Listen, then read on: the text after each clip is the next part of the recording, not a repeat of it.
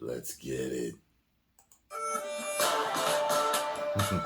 Remember when Street Fighter V came out and a lot of people were disappointed by its distinct lack Very. of its bones? Street Fighter VI is the polar opposite. Complete with an excellent 18-character roster of both new and returning fighters, rendered in a killer new art style, an incredibly ambitious online battle hub that puts all other fighting game lobbies to shame, and just about everything you could ever ask for when it comes to training tools and systems to help you get better at the genre. It's a spectacularly feature-rich fighting game. Street Fighter VI takes many swings in many different directions, and though not every blow connects, the ones that do are absolute knockouts.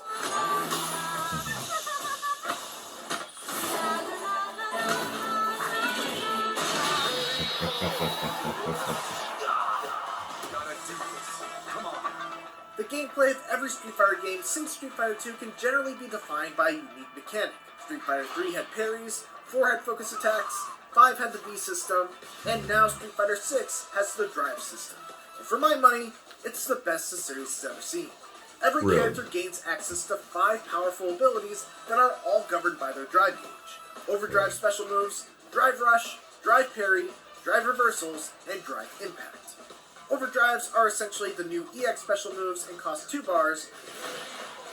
Drive rush allows you to quickly close the distance between you and your opponent at the cost of 1 bar, or cancel out specific normal attacks at the cost of 3 bars. Drive reversals allows you to get an opponent off of you while you're blocking their attack at the cost of 2 bars. And drive impacts, well, we'll get to those in a bit. I love this system for a lot of reasons, but chief among them is that it opens up so many options, and at the start of every round, you have a full meter and have access to all of them.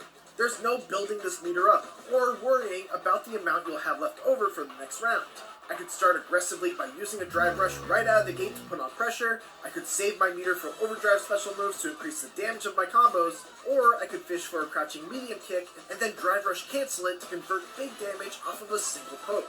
Those are just a few of the options, and managing them makes the already extremely cerebral fighting of Street Fighter VI even more enjoyable. The way it's handled when you run out of drive meter is also excellent. Your character enters a burnout state where you're completely unable to use any drive meter related techniques. Your opponent's attacks become more advantageous on both block and hit, you take chip damage, and drive impacts are even scarier than before. And I swear, we'll get to drive impacts in just a bit. Being in burnout is a terrible position, but it's far from an unwinnable situation. You still move at the same speed, your attacks do the same damage, you still have access to all of your super moves, and while your opponent's drive impacts are a huge threat, you know that they'll be looking to do them, which can lead to some interesting mind games on both sides. Some of the most tense and fun matches I've had in Street Fighter VI have been when I managed to pull out a victory even while in burnout. Now, let's talk about drive impact, because I have a feeling that for a lot of people, whether or not they enjoy Street Fighter VI is largely going to come down to their feelings on this one move. Drive Impact only costs 1 bar of drive meter to use. It has super armor that can absorb up to 2 hits, and if it hits while your opponent is in the middle of their own attack, they will be knocked into a crumpled state, giving you a full combo. And that's not all. Even if they block it, they get blown back and lose half a bar of drive meter. And if they get backed into the corner, you get to follow it up with a combo. That's not all either. Remember how I said that it's even more scary when you're in burnout? Well, if you block a drive impact and you're close to the wall, you get stunned. You'll eat a full combo in the corner, even though you block their attack. It's one of the most powerful universal mechanics I've ever seen in a fighting game. And if you don't respect it, you will get crushed by it. And yet, I love drive impacts, because they're tuned so that they're just reactable enough to be defended against if you're looking out for them, but also still fast enough to catch you by surprise if you're not. All you have to do is drive impact them right back. You'll absorb their attack, hit with yours, and now the roles have been reversed so that you get the opportunity for a full combo. Countering drive impacts is just so incredibly satisfying, especially when it's the key to you turning the tables around and winning a tight round.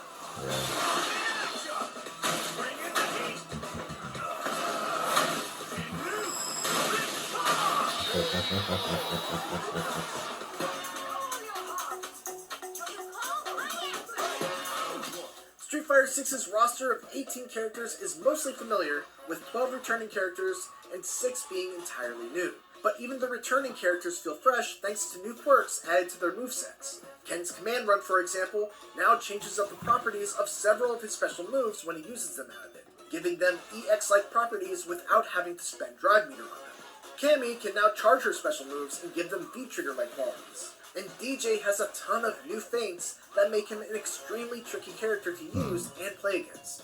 The New Blood, meanwhile, are some of the best additions Street Fighter has seen. Kimberly is a clear standout, with a ninja-inspired moveset that has her closing the distance with quick teleports, pile driving you into the ground with Izuna drop-like air throws, and mixing you up with tricky leaps from half a screen away. Jamie, meanwhile, is a drunken melee powerhouse who is able to buff himself by taking swigs of his flask. And once he takes 4 drinks, pretty much all of his moves become extremely dangerous, with multi-hitting attacks that left me totally clueless on when it was actually my turn to fight back, forcing me basically to lab against him in training mode. Pretty much every Street Fighter character archetype has representation here. You've got your grapplers in Zangief and Manon, your rushdown fighters in Ken, Jamie, and Cammy, your zoners with Guile, Dalsim, and JP, and your powerhouse bruisers in Marissa and Honda. It's everything I want out of the roster.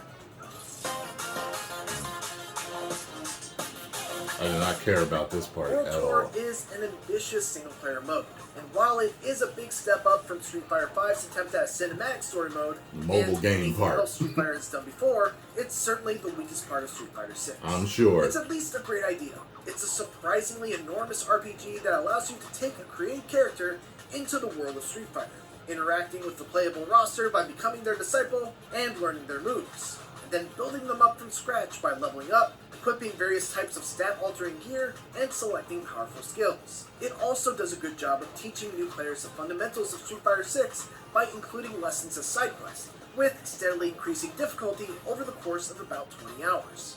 However, RPGs live and die by their stories, and the story of World Tour is unbelievably dull. With paper-thin characters, predictable plot twists, and a mute protagonist whose main purpose is just to be an errand boy for various gangs and factions, there's nothing to get excited about. It feels like it was written with the primary purpose of having your character jump around to various countries to meet the roster characters, and yet it never really bothers to justify those trips. In one chapter, a random gangster all of a sudden tells me that I need to get her bag back that my buddy stole. And so, without any objection, the most reasonable solution is for me to make a global trip to Rome in order to fashion a counterfeit bag that I can hopefully use to fool the gangster into thinking I got her bag back. That's an In another RPG chapter, for you. I had to go to Jamaica and Brazil because my original mentor, Luke, wanted souvenirs from those places and I guess just doesn't know how to shop online. At least the tone is goofy and fun, which is a great fit for Street Fighter. You can fight just about anyone on the street, regardless of whether they deserve a rising uppercut to the face or not. It's fun to use ridiculous-looking moves, like the spinning bird kick to cross gaps like you're a human helicopter. And there's a surprising amount of enemy variety, many of which do an admirable job of teaching newer players how to deal with specific situations that will come up outside of story mode. Some enemies will favor blocking high, making them vulnerable to low attacks. Others will stay permanently in the air and must be brought down by anti-air techniques. And others still will try to hang back and pepper you with projectiles, forcing you to fight them like you would a zoner type character. And then you also fight refrigerators and Roombas. It's weird, but in a very amusing Yakuza-esque kind of way. There's also a variety of fun minigames that do a great job of gamifying techniques that you would actually use in a typical fight. In one of them, you have to chop bottles by holding back for a second and then quickly moving the stick in the opposite direction and pressing a button, diamonds. which is how you perform charge-type special moves on a character like Guile or Blanca. Another has you making pizza by quickly performing special move inputs as they appear on screen. And another still has you using your combos to quickly destroy a big rig in a nod to the original car-busting minigame from Street Fighter 2. The best thing about World Tour, though, and the thing that really serves as the carrot at the end of the stick, is the promise of being able to outfit your character with moves from every other fighter. By the end of the campaign, I could use Dalsim's teleport to instantly appear behind an opponent, hit them with Zangief's spinning pile driver, and then use Ken's Dragon Lash kick to get right back up in their face. Being able to customize my character in ways that would make them absolutely broken in the real game is a lot of fun. The issue is that it takes forever to level up a character's style to the point where you learn new moves from them. You do this simply by using them, but even though I only used Luke's and Ken's throughout the entire mode, I still didn't max out either of them. Those who love a good grind may enjoy having plenty left over to unlock after the 20 or so hours it takes to complete World Tour, but I would have liked the drip feed of new unlocks to be substantially faster, considering the sheer amount of rewards that there are to unlock by maxing out the ranks of each character.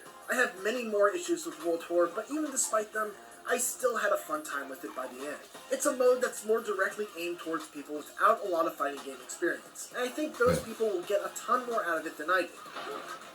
The character customization elements are great. The way it incentivizes fundamental lessons of how to play Street Fighter 6 by dressing them up as side missions and minigames is extremely well done, and there's just an overwhelming amount of content to discover with 2 very large open worlds to explore, both of which have day and nighttime versions that each have their own set of side missions to discover. Okay.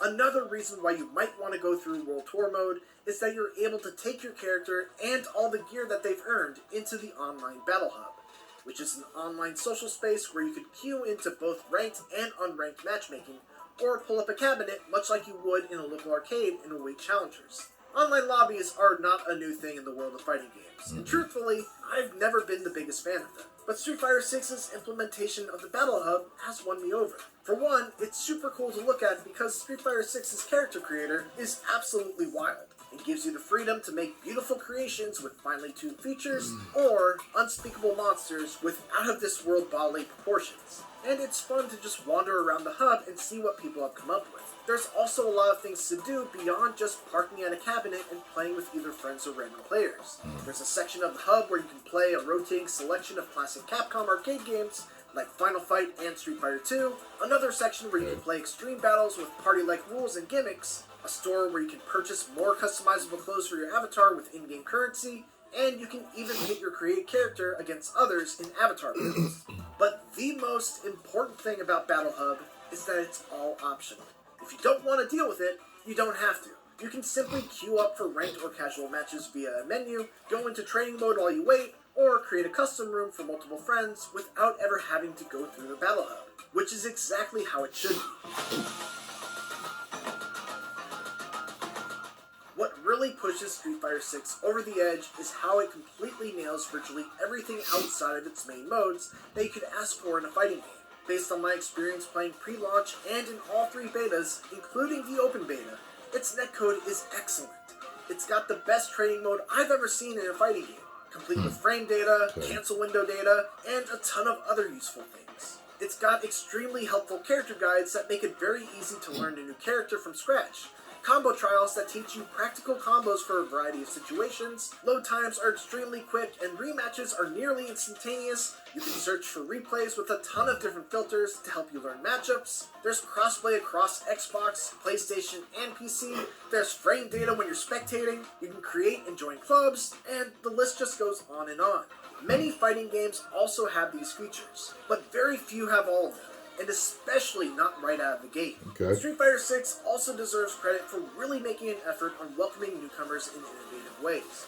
On top of World Tour mode, there's also a new modern control scheme that allows you to play without having to worry about character-specific command inputs or combo routes. Special moves are mapped to a button and a direction, much like Smash Brothers. There's one button each for light, medium, and heavy attacks. You can execute combos by holding down an assist button and mashing one of the 3 attack buttons, and you can use super moves just by pressing 2 buttons at the same time.